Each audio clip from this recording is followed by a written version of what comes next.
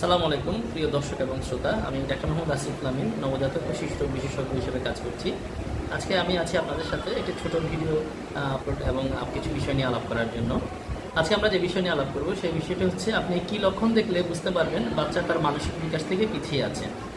বাচ্চার মানসিক বিকাশ থেকে পিছিয়ে থাকে সেটা যদি তার ডেভেলপমেন্টাল মাইলস্টোন যদি সে ওই টাইমটাতে টাচ করতে না পারে, সেক্ষেত্রে হচ্ছে যে বাচ্চা কোন বয়সে কি করবে সেটা কিছুটা এটা নির্ধারিত, এবং বাচ্চা কোন বয়সে কোন সিকোয়েন্সে সেটা করবে সেটাও নির্ধারিত।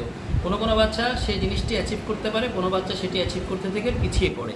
যদি কোনো বাচ্চা তার নির্দিষ্ট সময়ের মধ্যে তার যে নির্ধারিত ডেভেলপমেন্ট হওয়া উচিত তার থেকে পিছিয়ে পড়ে, তাকে বলা হচ্ছে ডেভেলপমেন্টাল ডিলে। তাহলে আমরা দেখি কোন সময় আমরা বলবো তার ডেভেলপমেন্টাল ডিলে হবে। কোনো বাচ্চা যদি তার 3 মাস বয়সেও যদি সোশ্যাল স্মাইল অথবা মায়ের দিকে তাকিয়ে হাসা অথবা অন্যদিকে তাকিয়ে হাসা যদি না হাসে, তাহলে আমরা মনে করতে পারবো যে তার ডেভেলপমেন্টাল ডিলে হওয়ার সম্ভাবনা আছে।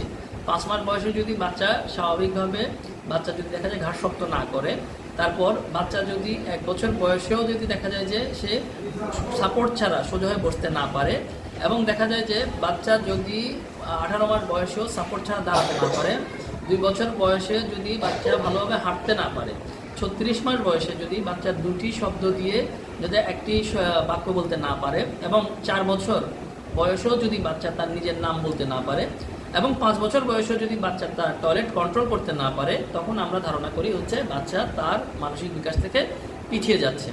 তো যদি এরকম কোনো লক্ষণ দেখা যায়, অবশ্যই একজন নবজাতক এবং শিশু রোগ বিশেষজ্ঞ শরণাপন্ন হবেন, এবং আর্লি স্টিমুলেশন দিলে বাচ্চা অবশ্যই এই জিনিস থেকে উতরে আসতে পারবে। তো ধন্যবাদ সবাইকে।